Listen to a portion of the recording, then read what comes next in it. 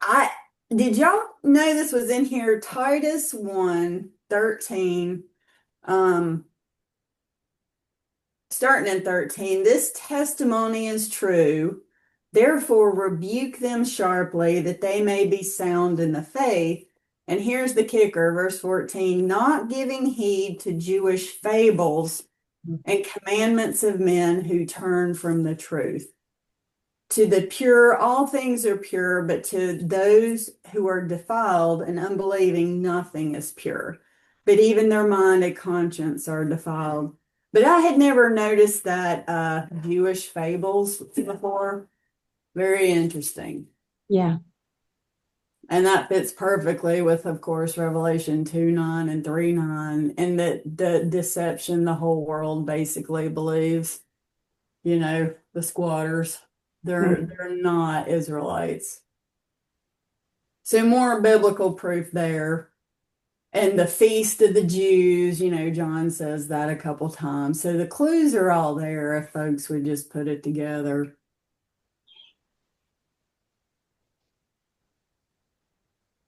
Yeah, I kind of did some research on Ethiopian Christians and what their Sabbath holidays and such are. They follow a 13-month calendar. Oh, really? They celebrate all the pagan holidays. Oh my. Just not exactly on the same day, like Christmas. Their Christmas is in January, and their Sabbath is Saturday. So that was disappointing. Well, I guess they probably succumb to the Jewish fables too, if you think about it, Yeah. But what I was talking about was in Acts, I guess 8, 28, so when Philip chased down the man from Ethiopia, starting in verse 27, Acts 8:27. So he arose and went. Well, we can start back at 26. I'm sorry. Now, an angel of Yah spoke to Philip, saying, Arise, go toward the south along the road which goes down from Jerusalem to Gaza. This is desert. So he arose, Philip arose and went, and behold, a man of Ethiopia, a eunuch of great authority under Candace, the queen of the Ethiopians, who had charge of all her treasury and had come to Jerusalem to worship. So 28 was returning. So this eunuch was returning to Ethiopia, and sitting in his chariot, he was reading Isaiah the prophet. So what that tells me, of course, they didn't have Bibles back then. They just had scrolls. I'm wondering if this guy, so he's very wealthy. He's in a high position in the government. And there were many true proselytes in Ethiopia, right?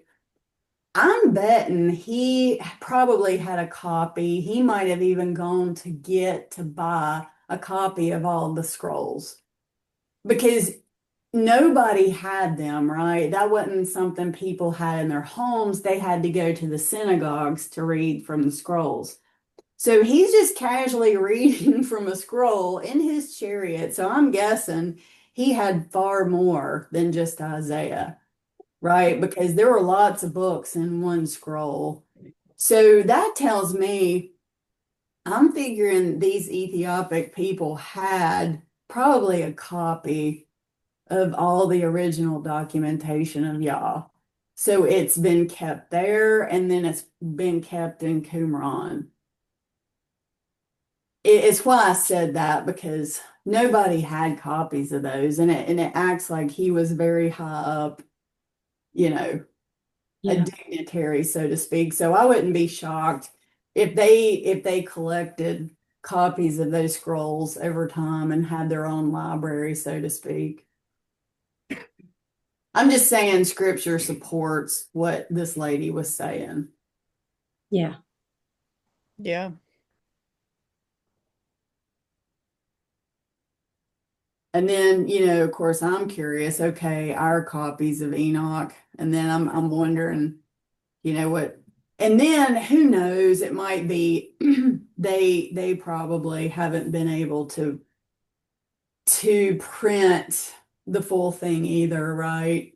The powers that be are all over the place. I'm not saying that Ethiopians have a copy of it, but have they been able to print it and distribute it like the full copy of Enoch? I'm guessing probably not. I think they do.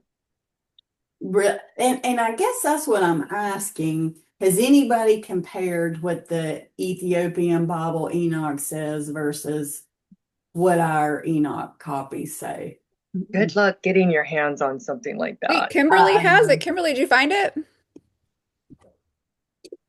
No, my son's looking for it right now. But Okay. when I do, I will compare it to my other versions. Yeah, thank you. That's what I'm curious because when I found out that in the Dead Sea Scrolls they had at least one full copy and boom, it disappeared. Somebody Yeah, so supposedly I bought it. remember sharing that I had listened to a podcast about someone who claimed to be the head of that, like a dig out there, and he claimed that they had multiple, not just one, multiple full copies of Enoch, and they disappeared. Mhm. I bet the Didn't someone Vatican has one. and didn't someone say, I thought we had discussed this once, that either the Rothschilds or somebody bought the version of it, the complete version, or the parts that had been removed, that they have a copy of it. Yeah, Tracy, I did read that somewhere that the Rothschilds bought at least one copy. They probably confiscated all of them, I'm guessing. And isn't that the easy way to shut people up? Just throw a bunch of money at them. Yeah. And if that don't work, kill them. Mhm. I mean, that At seems to least be you have their. some options, right? Yeah. Well, I'm just thinking about the astronauts, the Yeah. ones that they couldn't buy off ended up dead. So. Yeah. Right.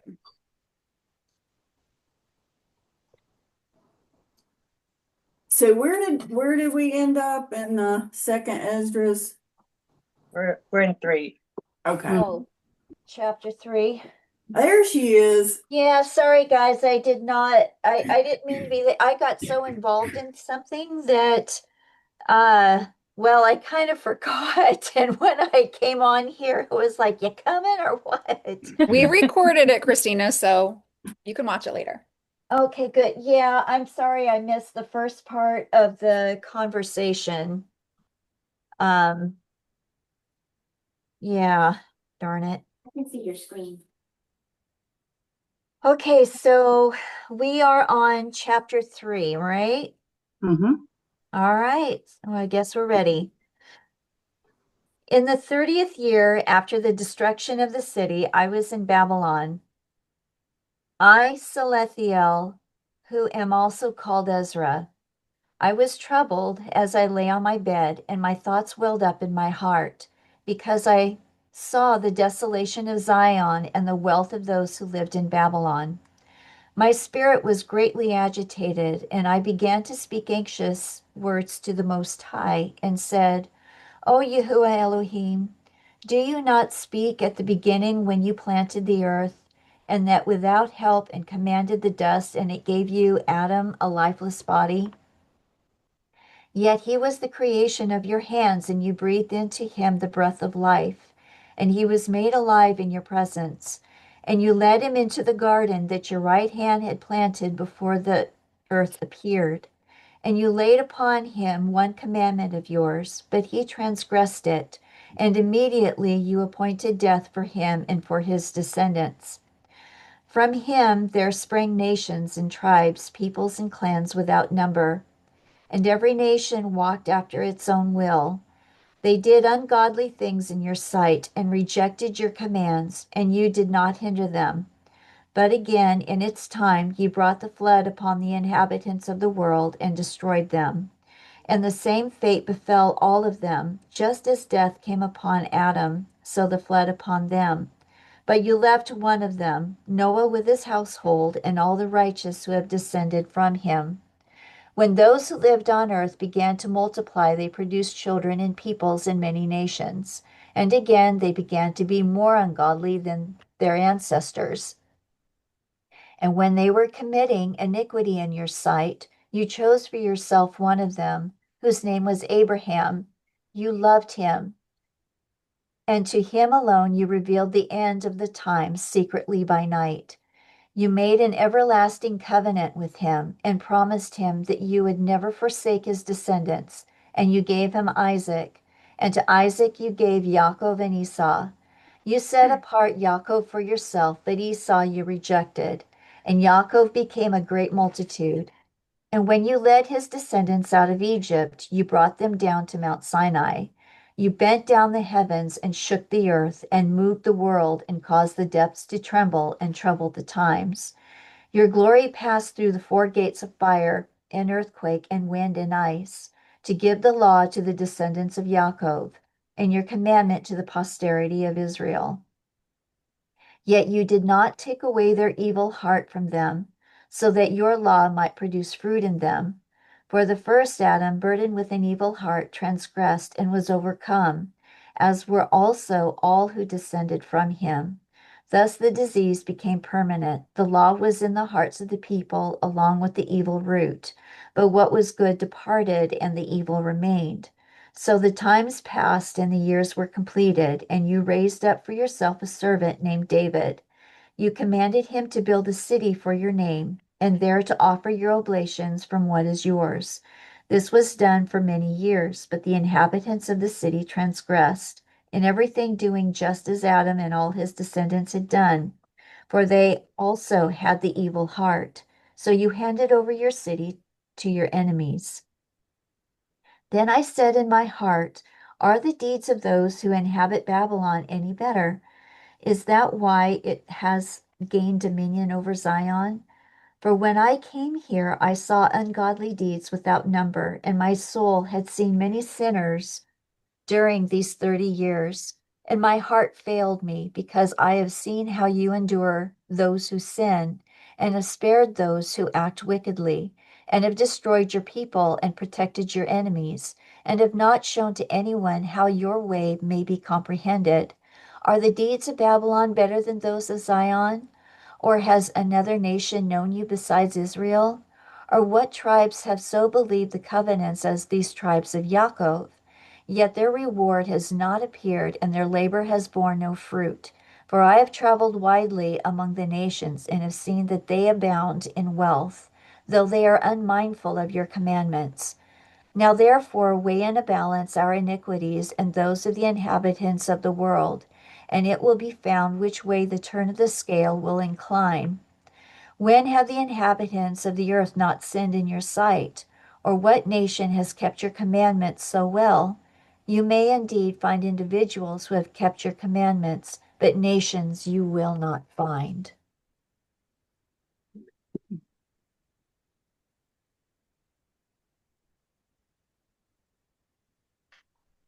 I guess the one thing that strikes me listening to this is even though Israel had his commandments and knew his law, and was the only nation that knew him, right? Scripture says that. But they were still unable to keep his commandments because of their wicked heart. And I think that points back to the covenant, right? Because that's what in Hebrews it talks about. I will remove from them their heart of stone and give them a heart of flesh. And that's circumcising the heart, right? Writing the commandments on their heart and mind so they can do them. And I think that's the difference is circumcision of the heart, the indwelling of the Holy Spirit. His Spirit is what allows people to be able to keep his commandments. Without that, it's impossible for flesh to obey him. Yeah.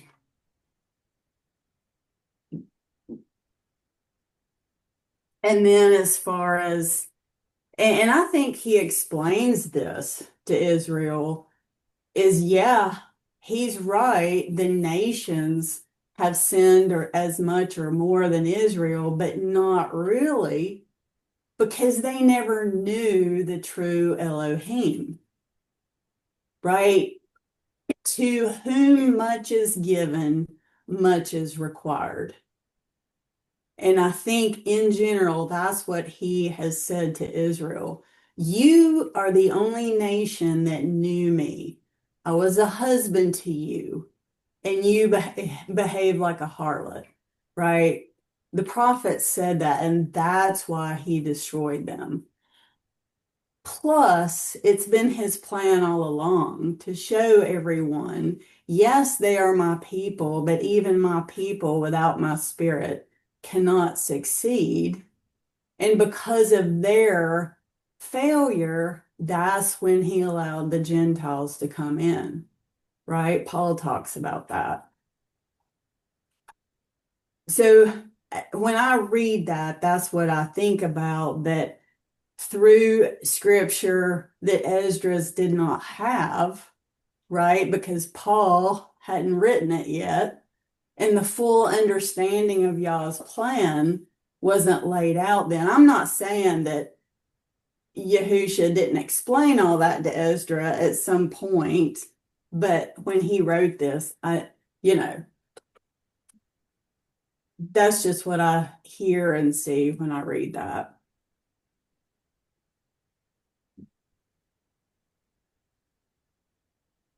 That he didn't understand it at the time, but all that history right there was part of y'all's beautiful plan. Yeah, I think, reading this, there are individuals who will keep it, but not a nation. And that's what he had hoped for Israel when he took them out into the wilderness. Right. But he knew they wouldn't. Right. And who is the first nation that will as a whole? It will be Israel when they go out Right. at the second coming. Yes. Right. And he even says, I will pour out my spirit on all their flesh. So they will finally know me and obey me. But technically, who is the first nation that will do it? The bride. Oh, right? yes. Yeah. So, and Paul even talks about that. The failure of ancient Israel allowed the Gentiles to be called because his bride is from every tribe, nation, and tongue. And that's been his plan all along. It's really, really beautiful. And I think that's the first nation that will do his will, is the bride. And Isaiah even talks about, can a nation be born at once? And I agree, he meant it spiritually and physically. So at the time the nation of the bride of Israel is born, the first resurrection, right? Then physical Israel will be born a little later, after he fully brings them back and pours out his spirit on them, probably around the Feast of Tabernacles. But it's just beautiful when you really think about it. And there's that spiritual and physical 144,000 again. Yeah.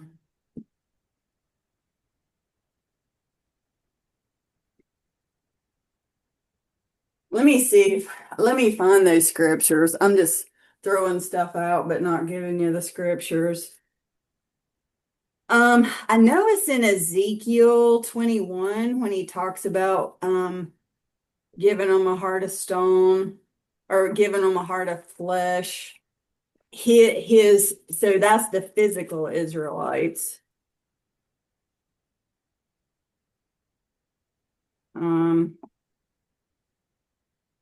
Maybe it's 26.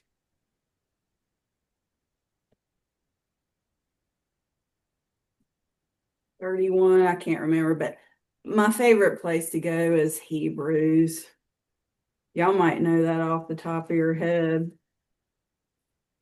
Yeah, Hebrews definitely talks about taking out the heart of stone and replacing it with the heart of Yeah. flesh. Yes. And Hebrews Hebrews 8, here it is. Verse 10, for this is the covenant that I will make with the house of Israel after those days, says Yah. I will put my laws in their mind and write them on their hearts, and I will be their Elohim, and they shall be my people. Now, of course, at this time, he's talking about the physical Israelites, but at this point, the bride is already born, so to speak. None of them shall teach his neighbor, and none his neighbor, saying, Know Yah, for all shall know me, from the least of them to the greatest of them. For I will be merciful to their unrighteousness and their sins and their lawless deeds, and I will remember no more. So, and he calls it the new covenant, but we know it's not technically, you know all that. And then I think it's Isaiah 66 where he talks about is a nation born at once.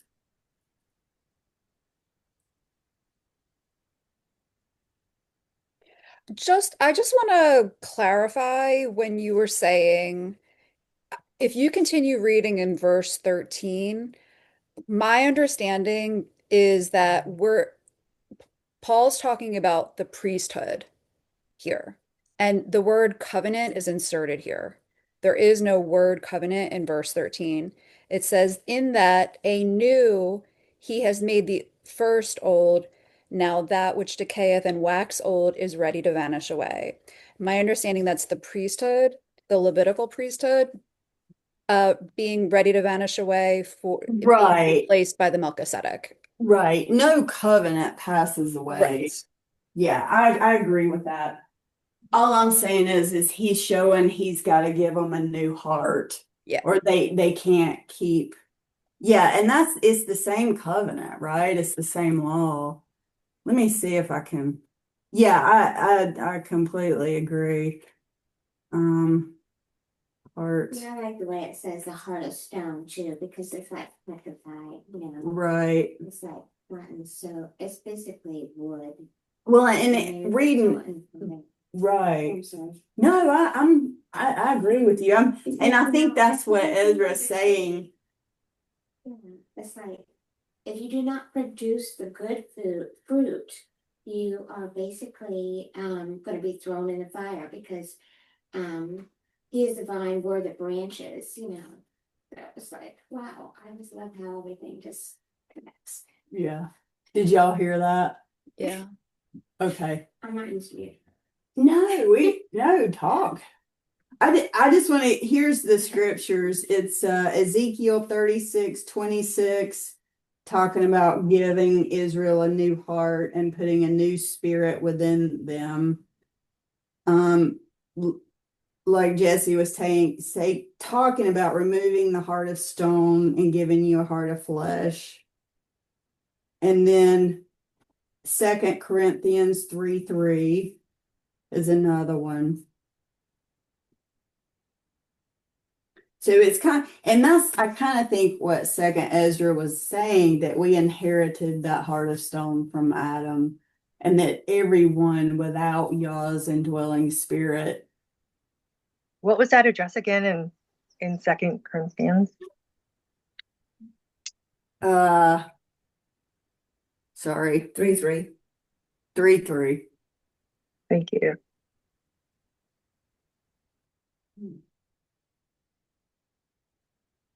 And then for nations to be born at once, and then finally the nation that will keep his covenant, his laws. That's Isaiah 66, starting in verse 7. And this ties with Revelation 12 too. Also 12, starting in verse 1. But she, Zion or Israel, was in labor. She gave birth. Before her pain came, she delivered a male child. Of course, that's Yahusha. Who has heard such a thing? Who has seen such things? Shall the earth be made to give birth in one day, or shall a nation be born at once? For as soon as Zion was in labor, she gave birth to her children. And then, shall I bring to the time of birth and not cause delivery, says Yah. Shall I, who cause delivery, shut up the womb, says your Elohim. Rejoice with Jerusalem and be glad with her, all you who love her. Rejoice for her joy with her, all you who mourn for her, that you may be fed and satisfied. And it goes on. But remember how, we talked about this in previous, about how the earth is literally Yah's womb for his children, and who is the first fruits or the firstborn.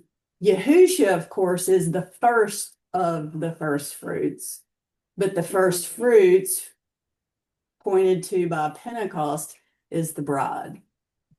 Yes. So, and I just, it's beautiful. It's right there, Isaiah 66, 7 and 8. And then, of course, yes, the nation of Israel is born again as well, joined back together. He combines the two sticks of the house of Israel, the house of the Yahudim, and they are one in his hand again. And then he talks about raising up King David to be their king. So obviously that's the millennial reign.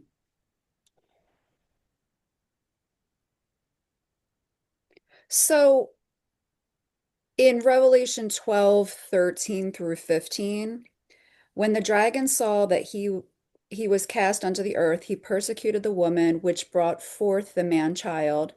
And to the woman were given two wings of a great eagle, that she might fly into the wilderness, into her place where she is nourished for a time, time and half a time, from the face of the serpent. And the serpent cast out of his mouth water as a flood after the woman, that he might cause her to be carried away of the flood.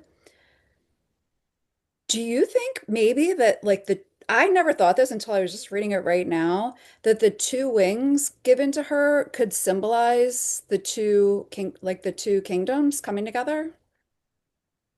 Well, I think that's my opinion, talking about the bride and the bride alone, because Definitely, I agree with you. That's a nation. oh, okay. Because the physical folks are coming out during that time, and it clearly says she's protected for the 1260. I totally Okay. agree, but do you believe that there's from both tribes in the bride? That's Oh, what I'm saying. yeah, Yeah. absolutely. Yeah, Yeah. Well, and like we've talked about before, right? Even if you're a Gentile, you're going to be assigned to one of those 12 I tribes. agree. Yeah. Yeah, it's like there's more than one harvest. You got the barley, and that is him. Yahusha, And then the first wheat. the wheat, Yeah. that would be the bride. Yeah. And then I think there's another harvest with the wine, and they're just, they're gonna have to be stomped on to get to repentance, because you got the physical too, and then you got the guests. Yeah. Wedding. Yeah, and then you got the harvest at the second resurrection too, right? Right. Yeah. Yeah. Which I think is the greater harvest in the fall, right? Yes. Yeah. Yeah. There you go.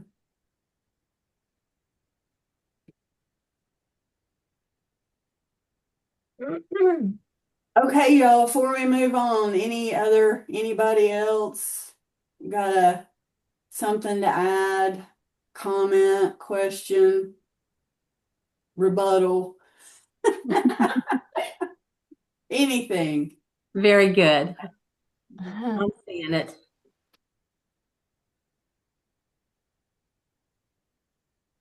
Okay, chapter 4. Then the angel that had been sent to me, whose name was Uriel, answered and said to me, Your Hang on, understanding. Christina. I'm sorry. I'm sorry to interrupt. I was just looking, this is an extra long one. Do you want to go like halfway through and then to give you a break? And then let's see, it's got 52. So do you want to go through 26 verses or so? I'm going to stop at 31 because it goes into something else. Okay. Sounds So, good. all right, here we go. Then the angel that had been sent to me, whose name was Uriel, answered and said to me, Your understanding has utterly failed regarding this world. And do you think you can comprehend the way of the Most High? Then I said, Yes, my Lord. And he replied to me, I have been sent to show you three ways and to put before you three problems. If you can solve one of them for me, then I will show you the way you desire to see, and will teach you why the heart is evil. I said, Speak. And he said to me, Go weigh for me the weight of fire, or measure for me a blast of wind, or call back for me the day that is past. I answered and said, Who of those that have been born can do that, that you should ask me about such things? And he said to me, If I had asked you how many dwellings are in the heart of the sea, or how many streams are at the source of the deep, or how many streams are above the firmament, or which are the exits of Hades, or which are the entrances of paradise, perhaps you would have said to me, I never went down into the deep, nor as yet into Hades, neither did I ever ascend into heaven. But now I have asked you about fire and wind and the day, things that you have experienced from which you cannot be separated, and you have given me no answer about them. He said to me, You cannot understand the things with which you have grown up. How then can your mind comprehend the way of the Most High? And how can one who is already worn out by the corrupt world understand incorruption? When I heard this, I fell on my face and said to him, It would have been better for us not to be here than to come here and live in ungodliness and to suffer and not understand why. He answered me and said, I went into a forest of trees of the plain, and they made a plan and said, Come, let us go and make war against the sea, so that it may recede before us, and so that we may make for ourselves more forests. In like manner, the waves of the sea also made a plan and said, Come, let us go up and subdue the forest of the plain, so that there also we may gain more territory for ourselves. But the plan of the forest was in vain, for the fire came and consumed it.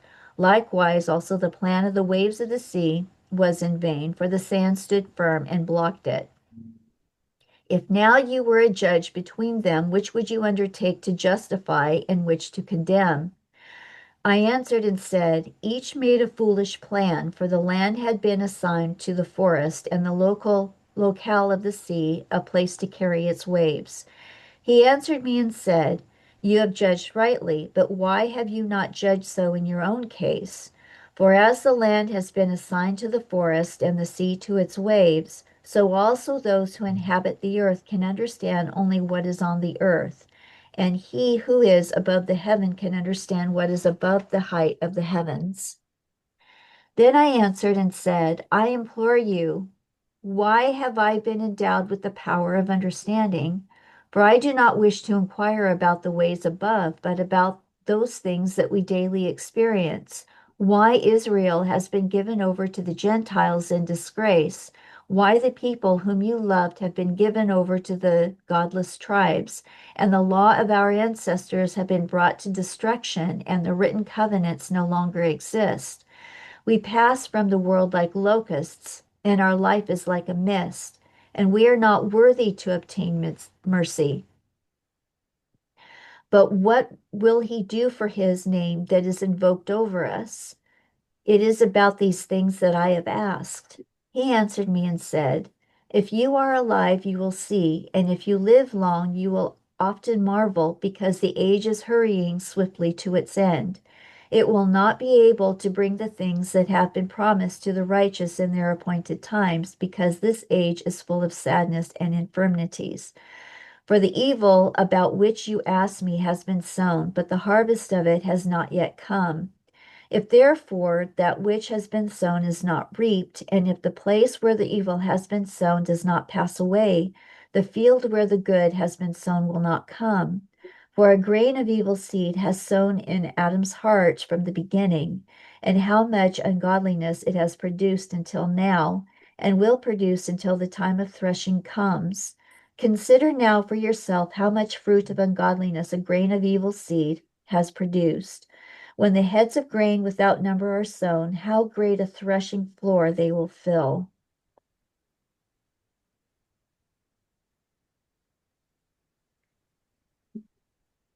Christina, what version are you reading from? I am reading from my deuterocanonical, my orange book. I'm just going to say that, my orange book. Okay. Because I've got a version, it's Tim Schwab, his colored version, whatever, the second Ezra, and it is not reading like yours. I mean, it does it, but not the detail. So, What specifically did you pick up on, Kimberly? I'm reading the same version as you. it's just that I don't know, there just seems to be more detail. Like there's some parts of the verses that I didn't have. Let's see. I don't know. And it reads better. Christina's, you think, or Yeah, oh yeah. Christina. Yeah.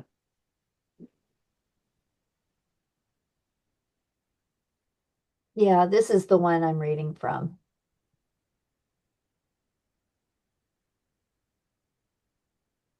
Awesome. Thank you. Yep.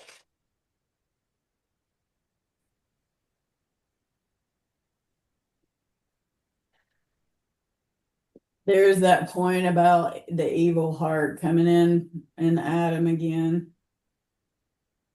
Yep. Well, and I'll tell you, in the first sentence of the second verse, your understanding has utterly failed regarding this world. And I definitely feel that. Mhm. Yeah, I mean, he's basically saying we're not able to understand on our own, right? And then throw in the full deception of Satan. Yep. There Yeah. was no hope. Which verse did you just read, Christina? It's verse 2. Your understanding has utterly failed regarding this world, Mine's which just is what mine says. Verse, I'm sorry, chapter 4:2, that's what yours says? Uh-huh. Yep. Wow. What Yeah, that did is y'all way say? different. Yeah, Ours is that says, weird? yeah, so ours says, and said, your hearts has gone too far in this world, and you think to comprehend the way of the Most High. Yeah, yours is way more clear. The one I have, which is the complete 54 book Apocrypha, says, your heart has utterly failed you in regard to this world, and do you think to comprehend the way of the Most High? Yeah, that's the version I have. So in verse 27, mine reads, and cannot comprehend the things that are promised to the righteous in time to come, for this world is full of unrighteousness and infirmities.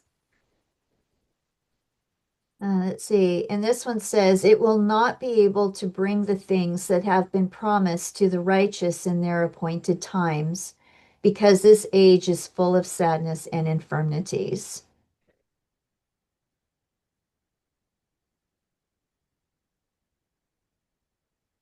And it's really true when you back up into 26. The age is hurrying swiftly to its end.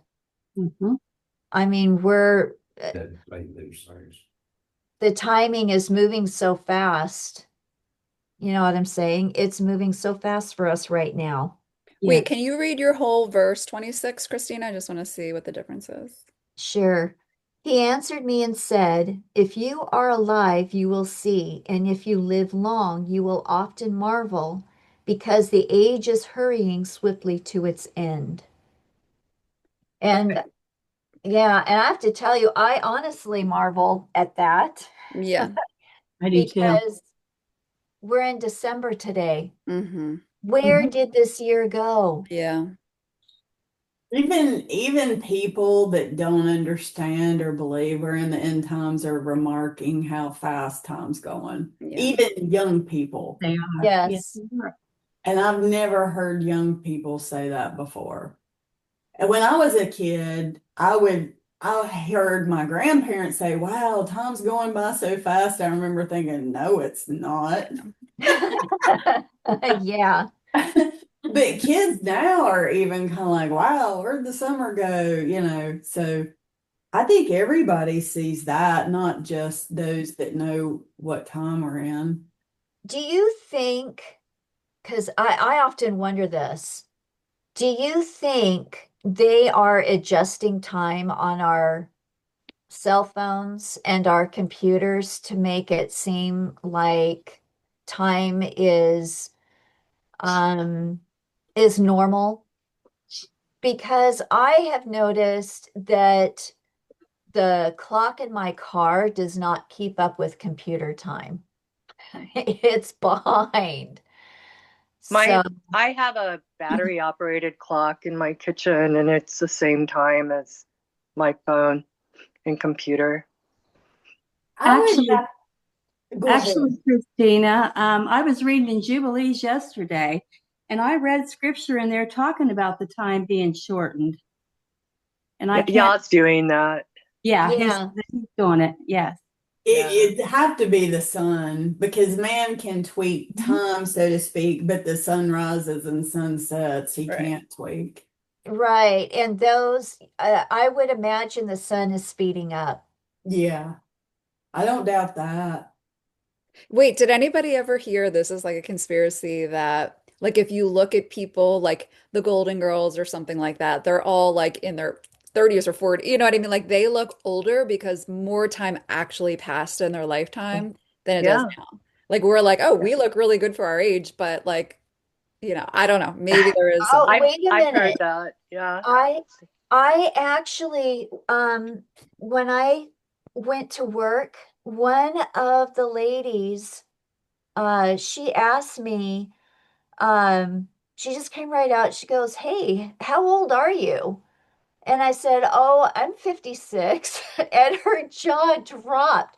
She goes, "I thought you were like 40 or something." And I was like, "No."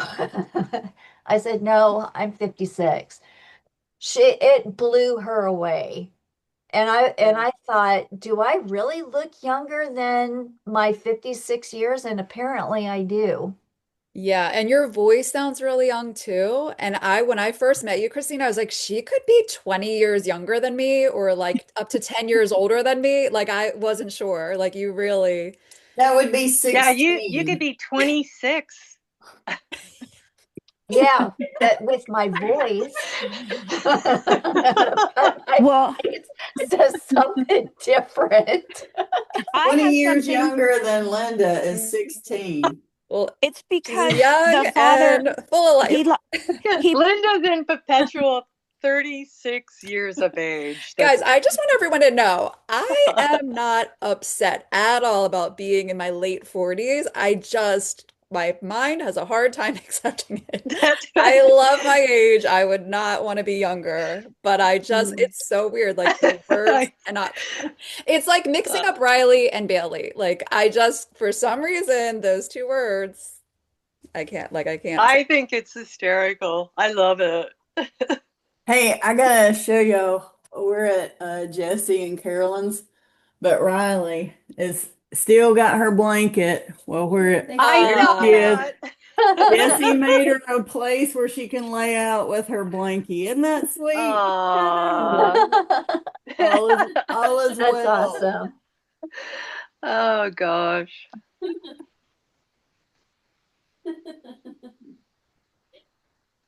Look at the light shining on Jesse and Carolyn. Beautiful.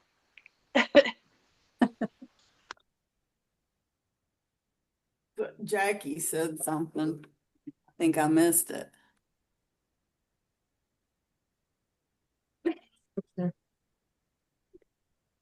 Behold, the days come, and the time shall hasten more than the former, and the season shall speed on more than those that are past. Second Baruch 20, verse 1. There you go. Yep, And we the just years read that shall too. pass more quickly than the present years. Well, there's scriptural evidence right there. Well, and we even see it in Revelation as well, don't we? that time is speeding up. If for the elect, right? If it would for Right. I'm For trying the to remember where that's at. um,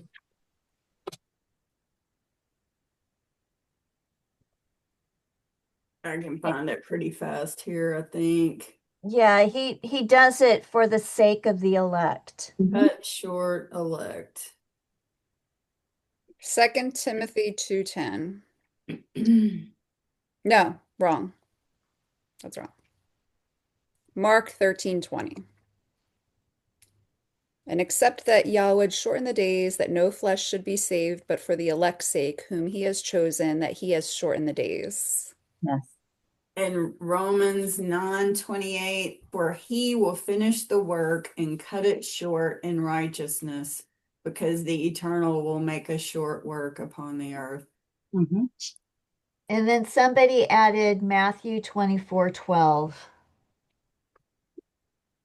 I think it's 22. Maybe it's 12 also. Who added that? Jackie? Matthew 24:22 says, and except those days should be shortened, there should be no flesh be saved, but for the elect's sake, those Okay. days shall be shortened. Okay, I may have read it wrong.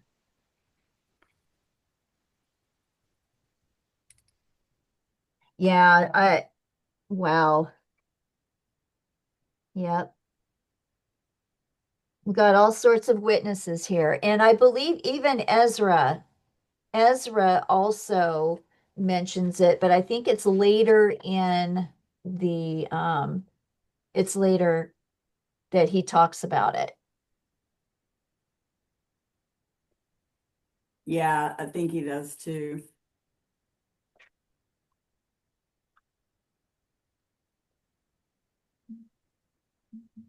And then in chapter 7, I do have a lot of scriptures that go with this.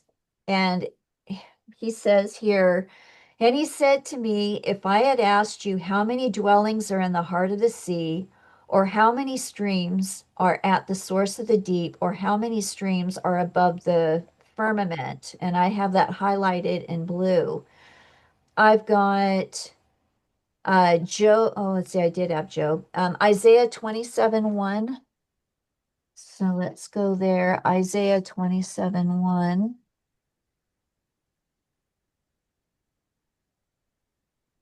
Let's see.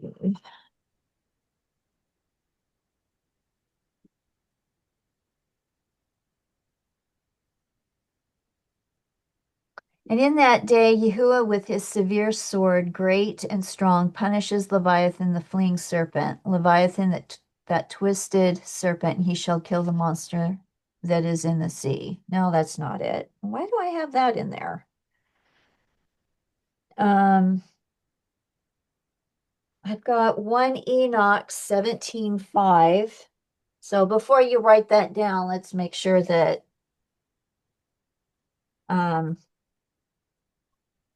I didn't just put stuff in here willy-nilly.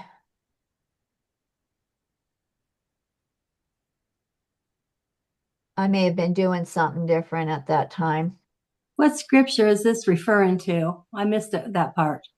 4:7. How many streams are at the source of the deep, or how many streams are above the firmament? What book was that in? This is Can I- 2Esdras, Okay. what we're Okay. reading. Yeah. Mhm. 17:5. Okay, and I came to a river of fire in which fire flows like water and discharges itself into the great sea toward the west.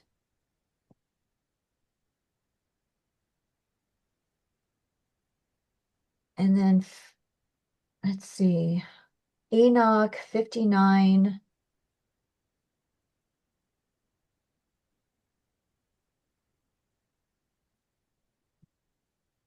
Let's see if I can find it. I'm in 41 here. Deborah said Job 38 also, like 38:16. Okay. Yeah, I had Job in here. I just didn't have any I didn't have any scripture with it. So I must have been in a hurry when I was writing it down. It didn't complete what I was doing. All right, where is it? I think the one thing I really don't like is that even though I can read Roman numerals, if I want to get someplace fast, I have to stop and think about those numbers. Cool.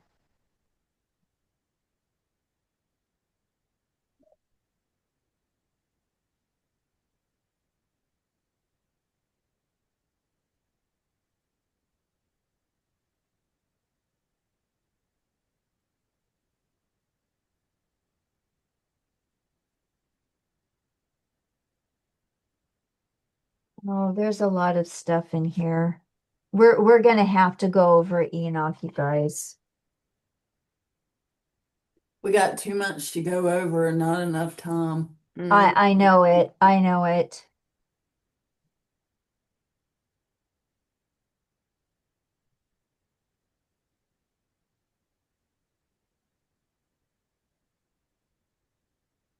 Oh, sorry guys, I can't find this fast enough.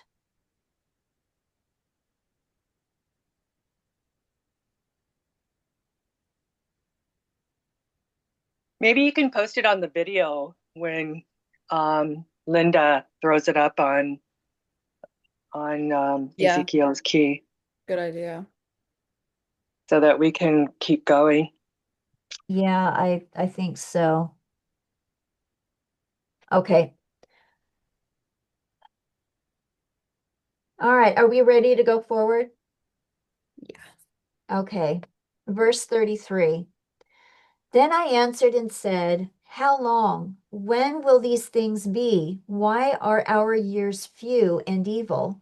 He answered me and said, do not be in a greater hurry than the Most High. You indeed are in a hurry for yourself, but the Highest is in a hurry on behalf of many. Did not the souls of the righteous in their chambers ask about these matters, saying, how long are we to remain here? And when will the harvest of our reward come? And the archangel Uriel answered and said, when the number of those like yourselves is completed, for he has weighed the age in the balance, and measured the times by measure, and numbered the times by number, and he will not move or arouse them until that measure is fulfilled. Then I answered and said, but O sovereign, all of us also are full of ungodliness. It is perhaps on account of us that the time of threshing is delayed for the righteous, on account of the sins of those who inhabit the earth. He answered me and said, go and ask a pregnant woman whether when her 9 months have been completed, her womb can keep the fetus within her any longer. And I said, no, it cannot. He said to me, in Hades, or Sheol, the chambers of the souls are like the womb, for just as a woman who is in labor makes haste to escape the pangs of birth, so also do these places hasten to give back those things that were committed to them from the beginning. Then the things that you desire to see will be disclosed to you. I answered and said, if I have found favor in your sight, and if it is possible, and if I am worthy, show me this also, whether more time is to come than has passed, or whether for us the greater part has gone by. For I know what is gone by, but I do not know what is to come. And he said to me, stand at my right side, and I will show you the interpretation of a parable. So I stood and looked, and lo, a flaming furnace passed by before me. And when the flame had gone by, I looked, and lo, the smoke remained. And after this, a cloud full of water passed before me, and poured down a heavy and violent rain. And when the violent rainstorm had passed, drops will still remained in the cloud. He said to me, consider it for yourself, for just as the rain is more than the drops, and the fire is greater than the smoke, so the quantity that passed was far greater, but drops and smoke remained. Then I prayed and said, do you think that I shall live until those days? Or who will be alive in those days? He answered me and said, Concerning the signs about which you ask me, I can tell you in part, but I was not sent to tell you concerning your life, for I do not know.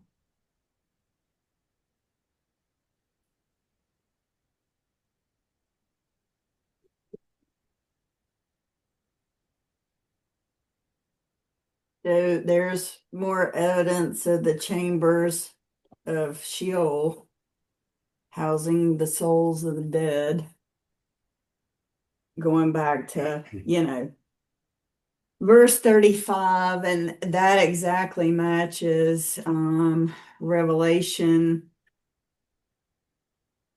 Revelation 6, verse 10. And they cried with a loud voice, saying, How long, O eternal, holy and true, until you judge and avenge our blood on those who dwell on the earth? Yep. Then a white robe was given to each of them, and it was said to them that they should rest a little while longer until both the number of their fellow servants and their brethren who would be killed as they was complete. That sounds like exactly what 2 Ezra is talking about. So, Yeah. yeah. So Father is basically, he's taking his time to make sure that he gathers all of his bride, basically, because there are still some in this time frame that we're in right now. Yeah. And he has a plan, right? He has a plan and it's rolling, and we can't speed it up or slow it down. No. Um,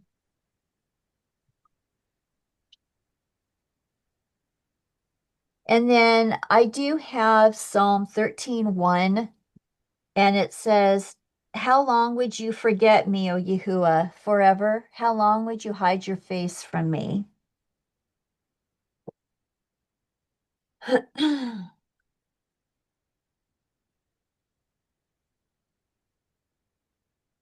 And I know that, I mean, if I could, I'd skip the whole 3.5 year tribulation to get to the other side, but we know that Father has to dismantle and destroy all the evil before the millennial reign begins.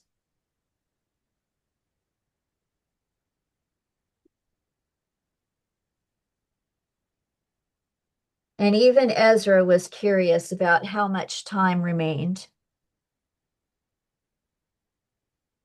But for Ezra, I think it had to be at least another 2,500 years. But to me, the way I read his answer, he told Esdras more time was past than ahead. Yes, and that is true, because he gives how much time. He gives how much time later. I think it's in chapter 6. So when in verses 51 to 52, he says, Then I prayed and said, May I live, you think, until that time? Or what shall happen in those days? And he answered me and said, For the tokens thereof you asked me, I may tell you of them in part, but as touching your life, I am not sent to show you, for I do not know. Is that what yours says, Christina? No, mine says, concerning the signs about which you ask me, I can tell you in part, but I was not sent to tell you concerning your life, for I do not know. Okay. I think that's just interesting that he says he doesn't know here. Oh, about Ezra's life? Yeah, I mean, or just, I mean, if the angel knew the general time, oh, I guess, yeah, I guess he wouldn't know. I guess, Right. I no. think he's only sent with a specific message to give him.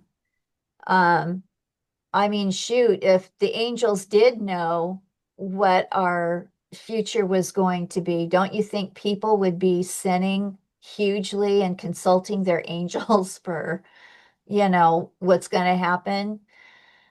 Yeah, I think that was in part to keep them from sinning. Well, and I think the good angels would only say what they're allowed to say and no more, even if True. they knew, but I don't think they know stuff like that. Yeah. Yeah, I Yeah. would agree with that. If they did know, then it would be so much easier for them to destroy us. But I think there's some things only Yah knows, and he doesn't tell them it. I mean, even scripture talks about and the angels desire to look into these things that we know and understand, right? Yep. I don't, I mean, well, yeah. I just think the righteous ones, whether they know or not, they're only gonna say what they were sent to say. Right.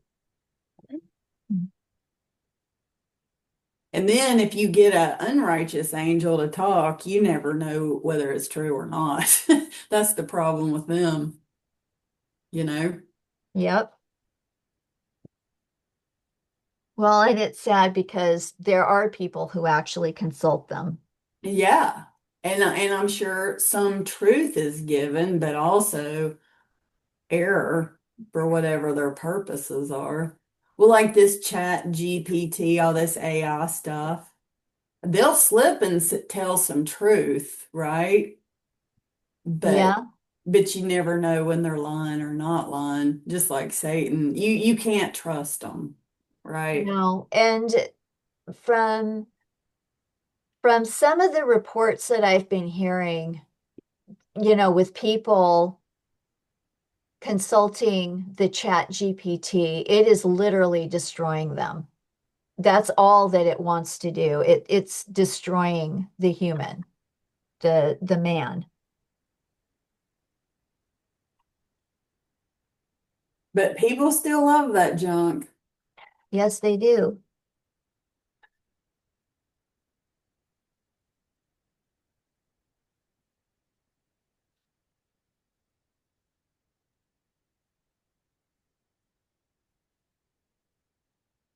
Okay, I'm going to move on to chapter 5.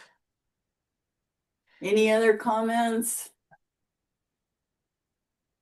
Please speak up. Just interrupt if anybody's got any. I mean, some of you guys don't say much. I hope you'll say stuff if you want to say stuff. So, Yeah, I'm used to the interruptions. It's no big deal. oh yeah. Well, yeah, you have to be if I'm around. Yeah, but you always bring good stuff, Mitzi. Well, I don't know about that, but just want to make sure everybody who wants to talk talks, because we learn stuff too when everybody talks. I Yeah. won't talk much as I have an army of littles. Hey, we don't mind that either. Okay, chapter 5. I think this one is also super duper long, so I am going to read to verse 30. Now concerning the signs, lo, the days are coming when those who inhabit the earth shall be seized with great terror, and the way of truth shall be hidden, and the land shall be barren of faith. Unrighteousness shall be increased beyond what you yourself see, and beyond what you yourself see, and beyond what you heard of formerly. And the land that you see, and the land that you now see ruling shall be a trackless waste, and people shall see it desolate. But if the Most High grants that you live, you shall see it thrown into confusion after the third period. And the sun shall suddenly begin to shine at night, and the moon during the day. Blood shall drip from wood, and the stone shall utter its voice. The peoples shall be troubled, and the stars shall fall.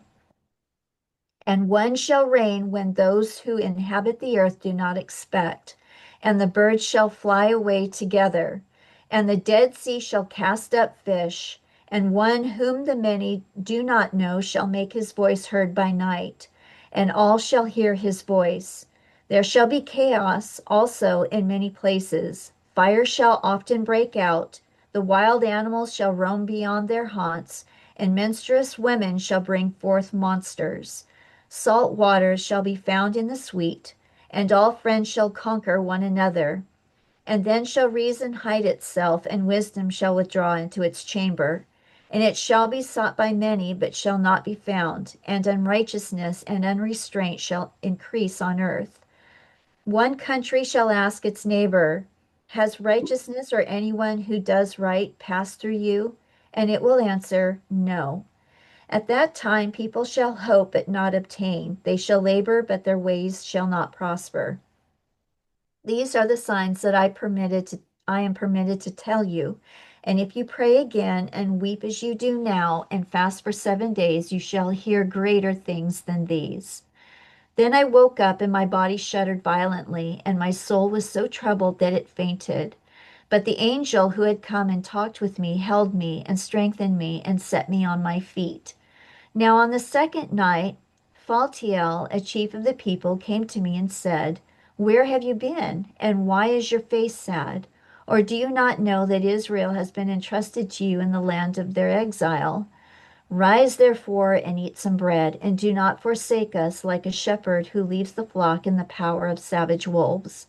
Then I said to him, go away from me, and do not come near me for 7 days. Then you may come to me. He heard what I said and left me. So I fasted 7 days, mourning and weeping, as the angel Uriel had commanded me.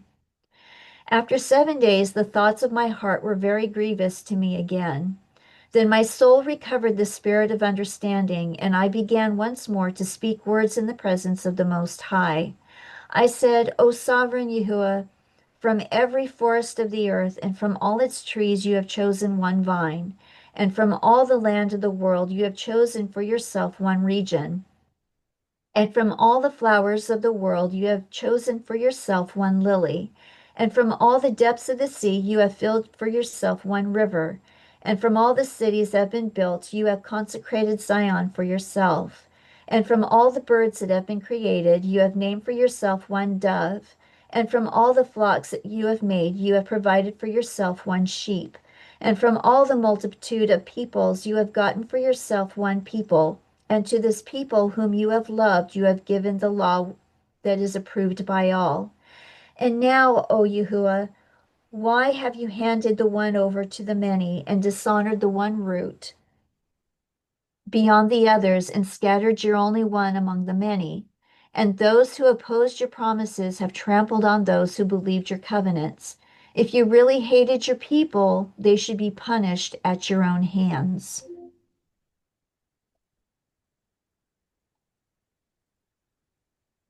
Well, we actually are seeing verses 4 through 5 coming to fruition, even as far as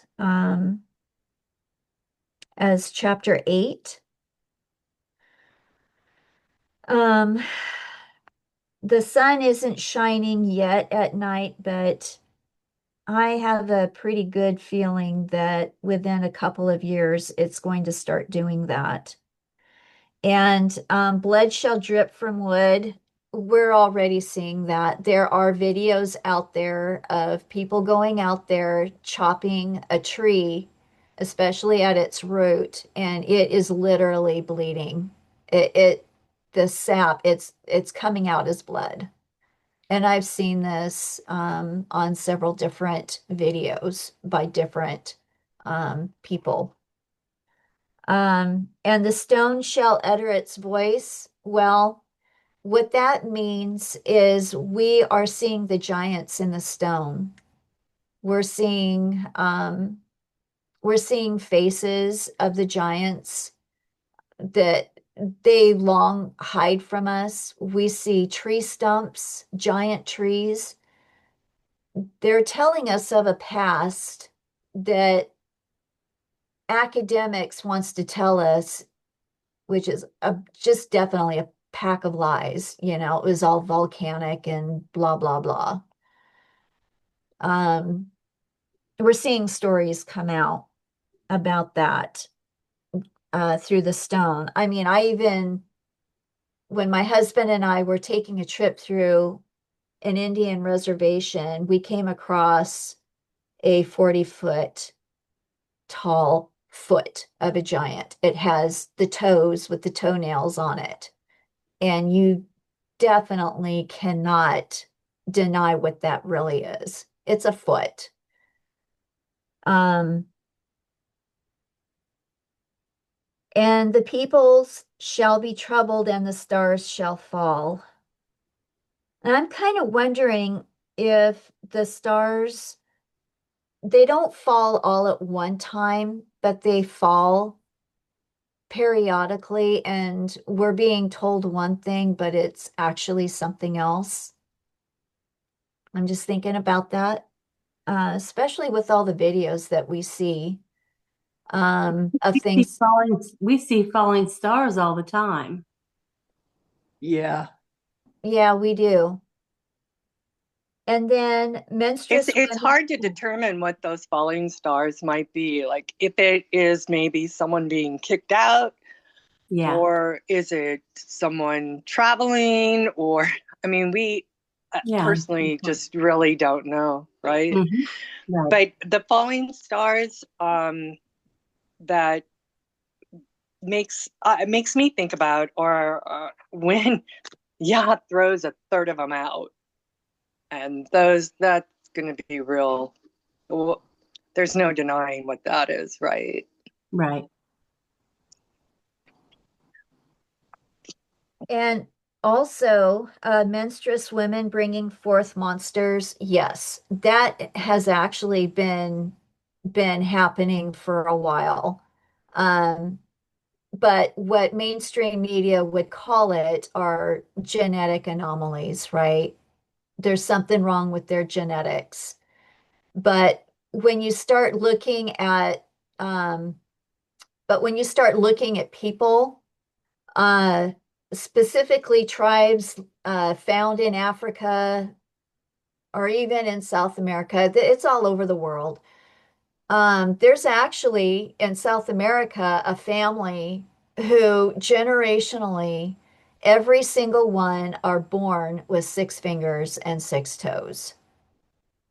Every single one of them are being born with that many. And this takes me back to a show that I watched, which was 60 Minutes. I will never forget it, but it was back in, I think it was in the 90s.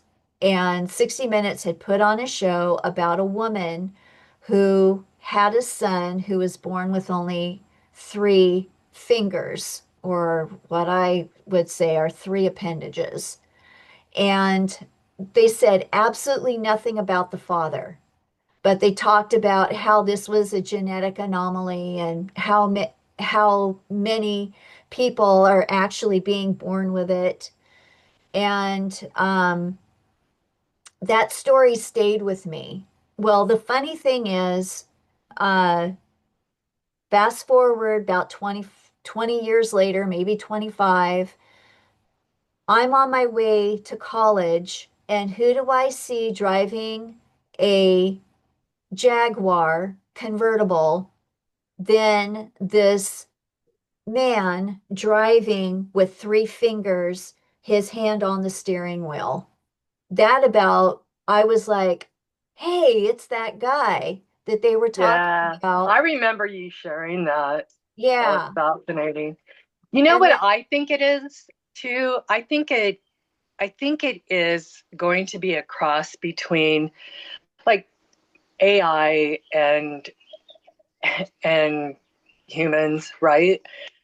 And I don't know if you guys recall that thing I posted regarding the AI robot able to carry an embryo to term. I think that's what it may imply as well. It's going to get crazy out there. And then think about all the times that they mix humans with animal genome. chimeras. I think that's what it's talking about too. I Yeah. agree, Deborah. Yeah. Well, I just, um, I think what I thought was very interesting with the 60-minute program that I had watched was the fact that no father was mentioned. So it made me wonder what kind of genetic nonsense was going on in order to produce this child. Well, speaking about that, Christina, think about the artificial wombs that are created. And we know if we see them now that more than likely they've been around for a long time. Yes. So that body might have been created in an artificial womb from a Nephilim and a human. For all those test tube babies. Yes, Yeah. Isn't that definitely. And think about the incubator babies back in the early 1900s and Oh, in yeah. the 1800s. Where did they all come from, right? Yeah. So it's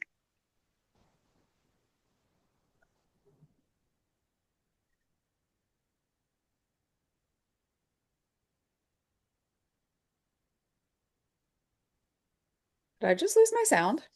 I think we lost Deborah for a minute. Oh. Can you hear us, Deborah? Oh. Oh, okay. All right. What were you saying? I don't know if you got cut off, but all of a sudden I couldn't hear what you were saying. Yeah, I couldn't either. Something about Baal, I think, was the last thing that you said.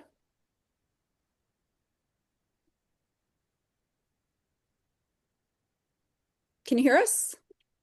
who are you talking? Who are you asking? I'm asking you, Deborah. Oh, me. Yeah. Something about Baal? Didn't you say that? No. That's what I thought I heard. Or maybe, did anyone hear what you said? No, I Deborah, was we just heard, talking about the how they are going to just incorporate AI into the human genome. That's all. Yeah. But yeah, Yeah. that would be Baal, right? Yeah. And then the AI robot being able to carry to full term a human baby to full term. Found that very disturbing. Mhm. Yeah, you know what though, all of these things that they show us, even though we know they have the capability of doing this and they keep showing us what their desires for the future is going to be, it's not going to happen. We're looking at a few short years and all of this is going to go away. It's Yeah. not going to happen, Mhm. which Yeah. I'm grateful for. Yeah. Oh, yeah. The scriptures to the 6 fingers and 6 toes, Goliath, who was a giant, that's in 2 Samuel 21, verse 20. So says yet again, there was war at Gath, and there was a man of great stature who had 6 fingers on each hand and 6 toes on each foot. And he also was born to the giant. So that's proof, biblical proof, that's tied to the Nephilim. Absolutely. Yeah. You know that they've been messing around with the genetics, and then they they hand it off as a disability or a genetic flaw. And we know that Yah does not do anything imperfectly. So, didn't they just clone Tom Brady's dog? yes, Yeah. yes. Yeah. Actually, I thought some other celebrities had their animals cloned. Paris Hilton had her. Yeah, I think so too. I think you're right. Jesse, And Jesse said Paris Hilton's dogs, And wouldn't you know, the GOAT of the football world would clone his dog. Come on. right. And if they're showing us that they are cloning their animals, people are definitely being cloned. Oh, yeah. Yes. And that's how they're able to do so much, right? You've got one clone doing something else while the other one is doing another thing. Mhm. Just to lighten the moment, John wants to know why no one's asked to clone him. So I don't know if you ladies want to answer him. That's not a bad idea. If you really got to know him, it would be a scary thought to clone him. Yeah, He's got two brothers, and that's close enough. exactly. And every once in a while, I wonder what happened to the woman that they had cloned in, I think it was the 90s when the first born baby female had been cloned. You heard all that about her when she was first born, and then you never ever heard another word about her. I think that's just their way of introducing to the world that that's what they've been doing. Yeah, that was in the 80s or 90s, early 90s they did that. Yeah, I remember that. And like when they cloned the sheep, they No. don't live very long. They're not going to live like a normal human being would live. You know, and I know a sheep's not a human being, but even a woman, if she's been cloned, she's probably not going to have a very long lifespan. No, that's why they make so many of them, and they can. Uh-huh. So, and if you've ever seen the movie The Boys of Brazil, they literally explained how they did it. And what they did was they took the egg and they sucked out all of the genetic stuff, if you will, and they took cells from another animal, well, just the rabbit, and they injected it into the egg, and then they planted it back into the rabbit. And they ended up with cloned babies that were born. Hmm.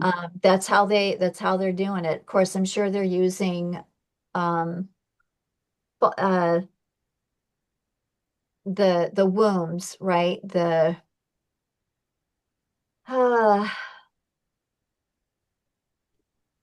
I'm sorry, I don't have the word. It's sitting on the top of my tongue and I can't say it. We know what you mean. The artificial womb. Yeah. The robot womb. Yeah. And I'm sure you all have seen, it came out a few years ago, of the full human bodies that were in these bubbles that were at some kind of a convention that they were showing. And these bodies were just in lineup and people could see them.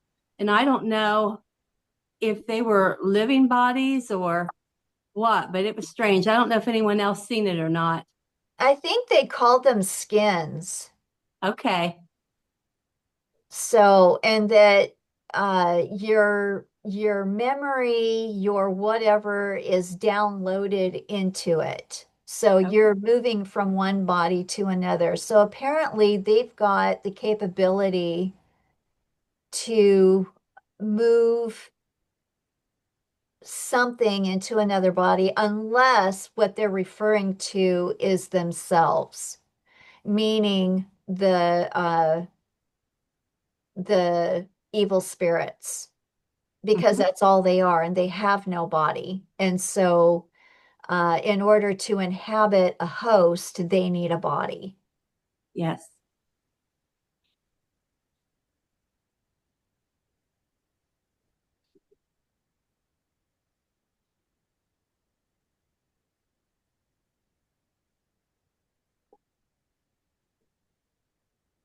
And then there was something else that I was reminded of while I was reading this, that reminded me of Daniel.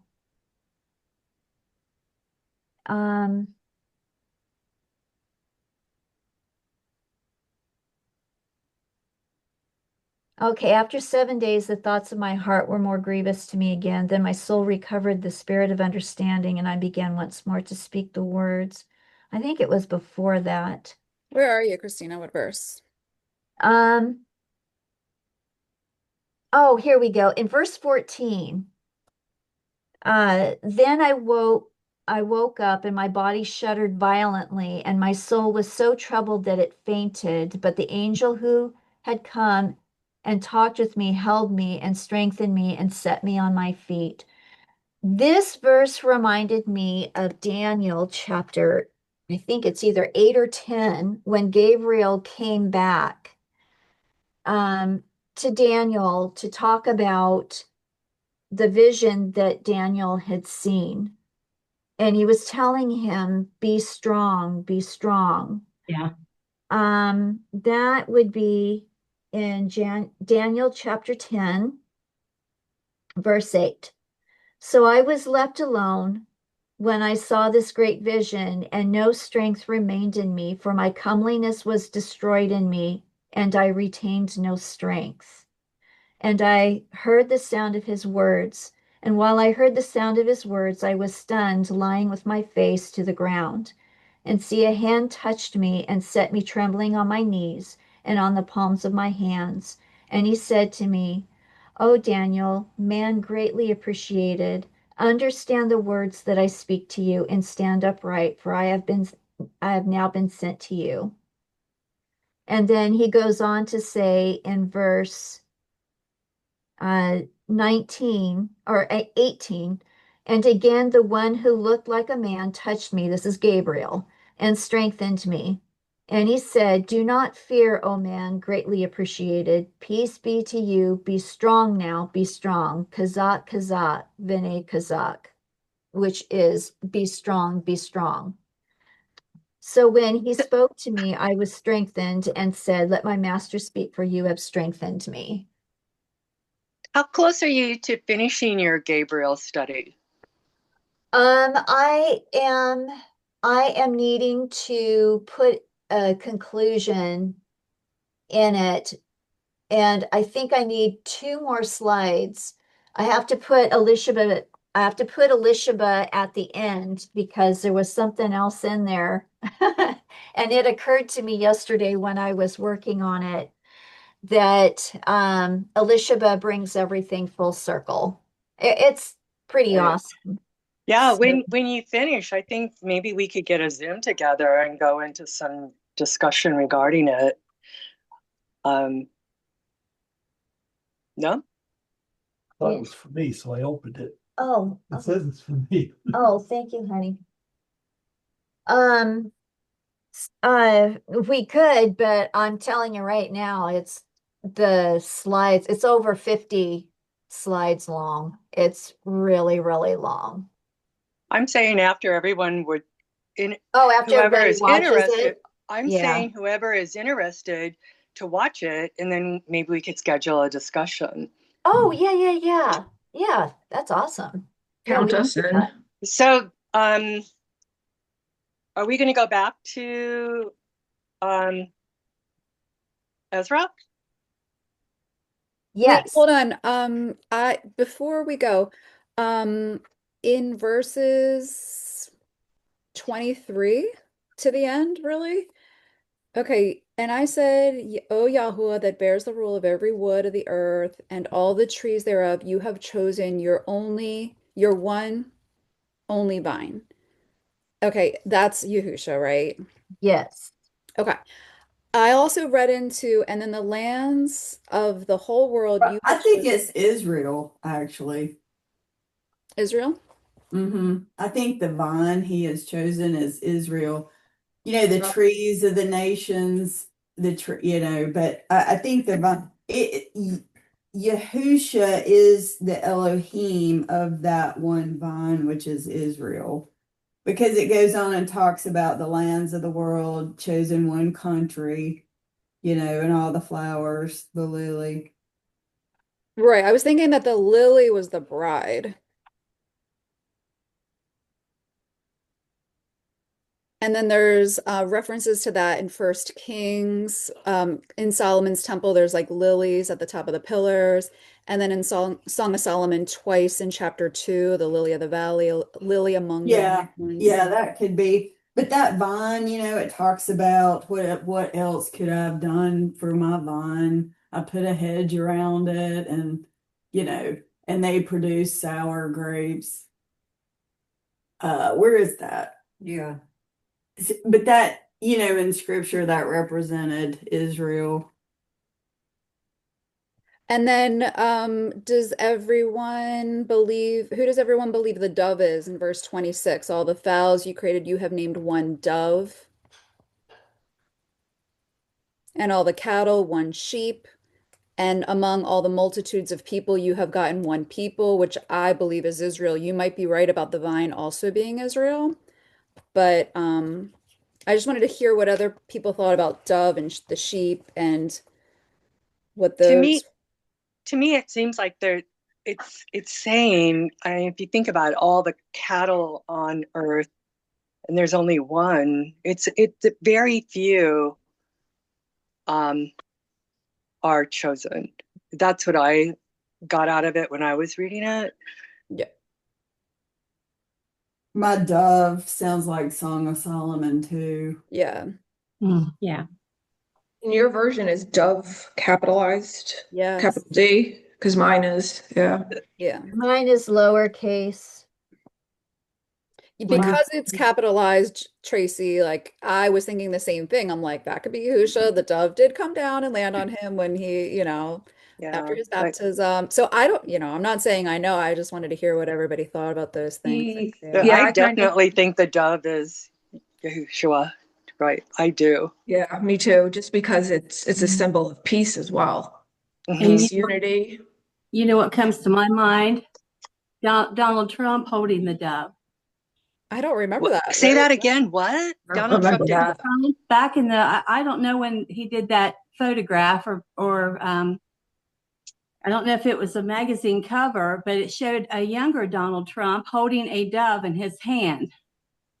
And Sounds as soon like as AI. What was that? Sounds like AI. I seen it years ago. Yeah, but it could be.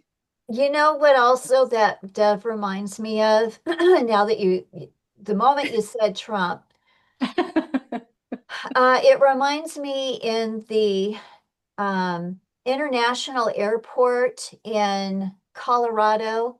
I can't think of it. Denver, yeah. The Denver, yeah, where it showed a man who was tall, black, dark, and he had cut down the dove. Yeah. And they've painted over it since, so I'm sure there's images around somewhere showing that. They painted over the images that they had there? Yep, they did. I didn't know that. Those images were so disturbing. They still have the horse though in the front, right? Yeah, they do. So are we saying did you see? What'd you say, Gina? So are we saying the dove is representation of Yahusha? I guess it's up for interpretation. Whoever, yeah, I mean, everybody has it. I thought it could be Yahusha. It could be, like Mitzi was saying, the bride in Song of Solomon. It kind of seems like it's referring to either Israel, Yahusha, or the bride. Like, I don't think it's anyone else. But why would they capitalize the bride? I actually, it says, and you have named one. So he's talking to Yah. Yah has named one, his son, Yahushua. That's why I think it's right, but I think a lot of times they capitalize things that shouldn't necessarily be. No, that's true. It could be, though. You're right. It could be. Mine's not capital either. Ooh, yeah, mine is not. Mine is not capitalized either. You have named one the dove. So you think that's the bride then? Because mine's capitalized. That's why I thought it. Okay. Well, we know like when, bride, husband and bride, they become one. So like Israel, the bride, and Yahusha are one, in the end. I don't know. Wow. Okay. Yeah, mine was capitalized. So that was why I was meaning, that's why I thought it was. Well, Lily is capitalized too. I don't know if everybody else's Lily is capitalized. And the vine is lowercase. Mine are all Yes. lowercase. Yeah, Linda, mine is the same as yours. Lowercase v and capital L. And what's interesting is I don't have lily listed in mine. Oh, interesting. What do you I have? have flowers. All Huh. the flowers thereof, one lily is what we have, or what I have. Yeah, mine does not say that. It says, and from all the lands of the world you have chosen for yourself one region, and from all the flowers of the world you have chosen one for yourself. Oh, yes, it is. One lily. Of course, I missed it. And it's not capitalized.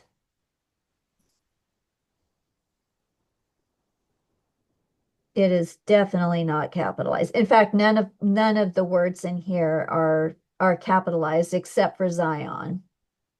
But the dove and the lily in Song of Solomon is reference to the bride. So that's why I'm like going back and forth between these because I could see like connections to both. Well, even it says, you know, for the one dove for yourself and for all the cattle that are made, you have provided one sheep for Yeah, and I yourself. was thinking the Lamb of Yah, like that's Yahusha. I don't, what everybody else thinks. I'm thinking along those lines too.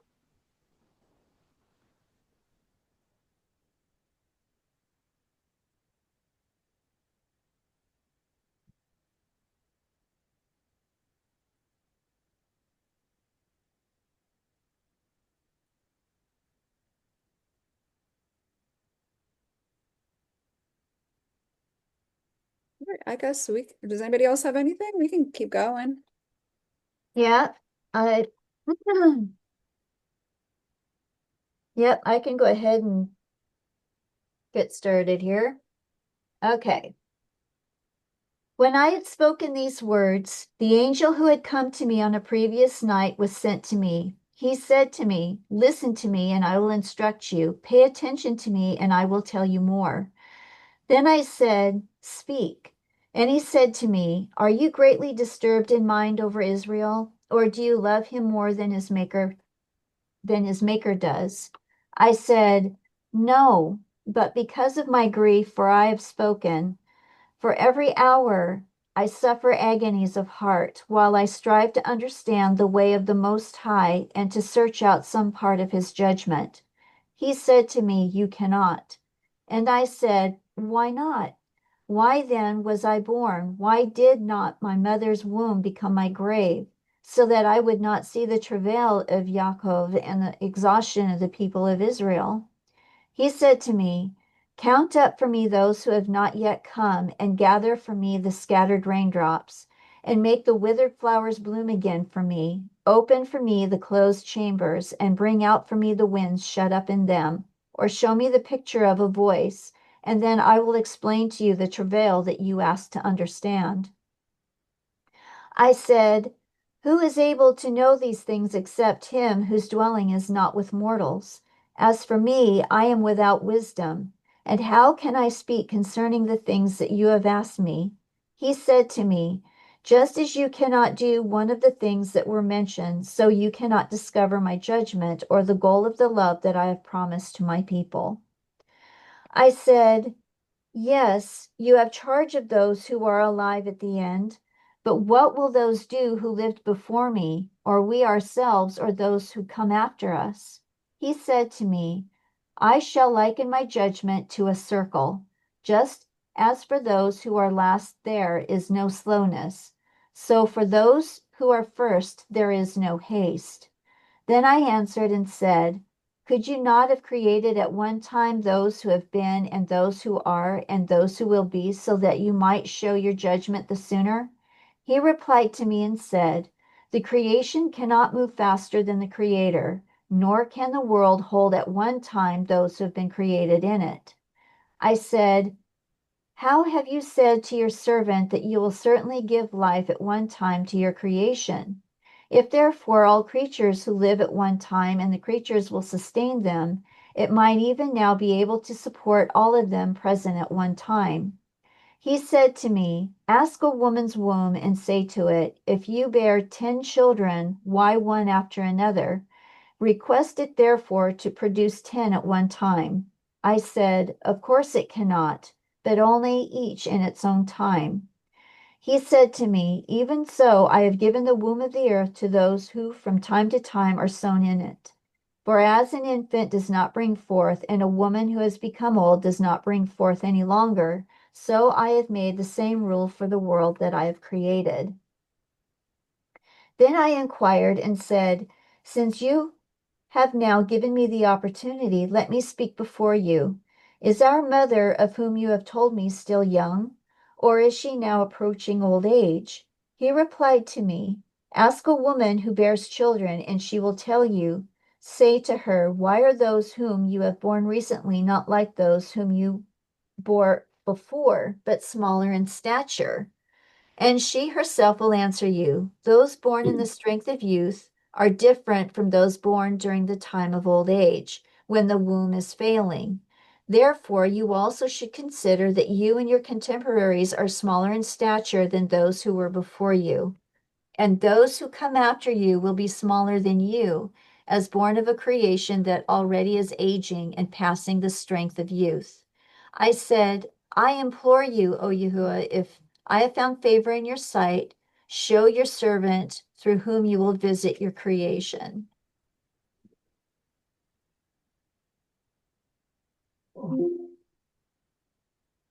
You know, that's funny. We're lied to. Everybody's told we're getting taller and taller. And actually, I think we're getting shorter and shorter. You know, I believe that's the case as well. Yes. Well, some of the discoveries have shown, not just giants, but taller people. I'm not sure if they got the bones from Noah and his wife. I was thinking that Ron had showed some bones that were really large, and I don't remember who they were from. Ron Wyatt. There's a man in Texas who actually owns a femur that he dug up that is taller than himself. And that's just the femur of a leg. Yeah.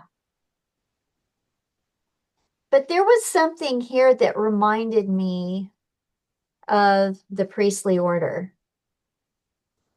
And he's talking about the creation cannot move faster than the creator, nor can the world hold at one time those who have been created in it. And it goes on into this.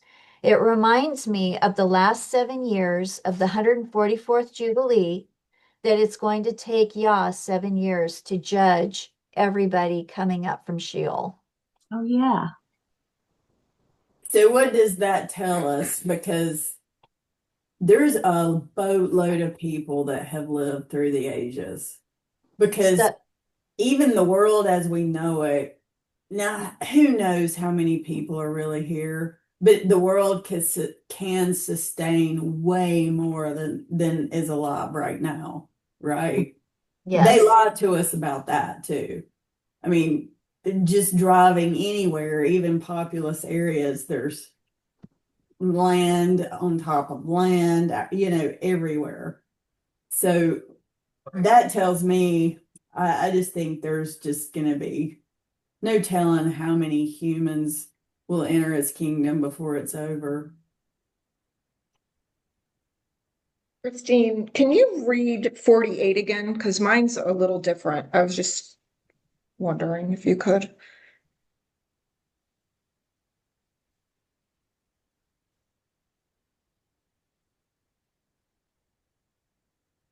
You there, Christina?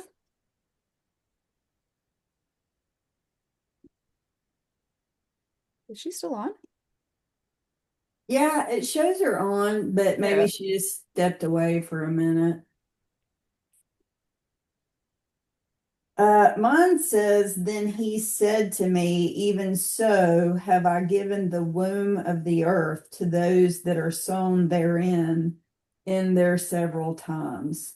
Yeah, that's pretty much what mine says too. I just found it. I just thought it was interesting. I've given the womb of the earth, which reminded me of what you said earlier.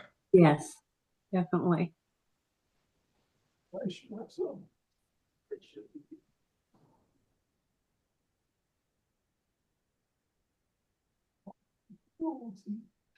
Okay, are we ready for chapter 6? Wait, Christina, what was it, Tracy?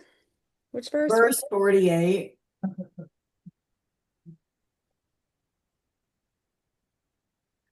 Yeah, Christina, can you read your verse 48? Sure. Tracy? Yeah. He said to me, even so, I have given the womb of the earth to those who from time to time are sown in it.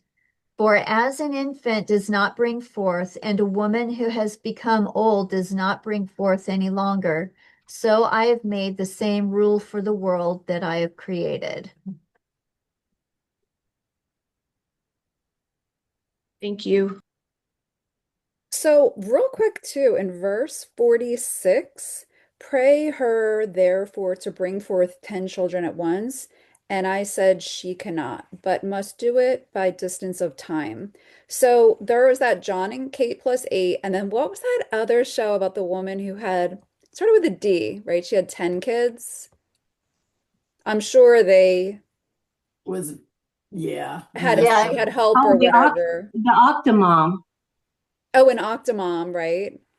You Yeah. gotta wonder if that was even true. I don't know. I mean, yeah, I guess you're right. Like AI was probably around back then and they showed her pregnant, but who knows? But Probably I said the have my brothers. doubts. You know, verse 46, as you brought that up, something else come to mind. It says, ask the womb of a woman and say to her, if you bring out 10 children, why do you not do it several at a time? Okay, the bride is going to be taken from over all the years, pulled out, and I look at the woman as the mother of us all, and she wouldn't have them all like in the same year, the same generation. She's going to have them spread out throughout the whole 6,000 years. Yep. Yeah, I agree with that. I mean, and it would also seem to me that um, it would hardly be fair, if you will, if father took them all out of one time frame. Yes. So, yeah, and that's always been my thought um, is that over time, and actually, I know from Mitzi, saying that she believed that the bride was brought over time, over the 6,000 years. I do believe that. I I do do too. believe that. Riley actually, said that. She Oh, said Riley, yes. equally, but it makes sense though, right? Because his bride will be kings and priests. And Yeah. so in the first and second resurrection, they're kings and priests. It won't be that there's no bride that understands the age they were in, right? There'll be somebody from the bride from every generation. Yeah. So the bride will be able to relate to his children, right? And I think that's by design. He wants his bride to have overcome pretty much every sin out there. There's somebody in the bride that those people will be able to relate to, whether it's some sin they're struggling with or issues or time, that they understand where they came out of. That's the beauty of Yah. I think he's made us go through certain things so we'll be able better equipped to help people with the issues that we had. If that Yeah. made Yeah. sense. Yes. I would agree definitely with that. And could you imagine the conversations we would have with each other? I mean, even if we weren't the bride, but had the opportunity to talk with other people from other time frames and learning from them what they went through. Right.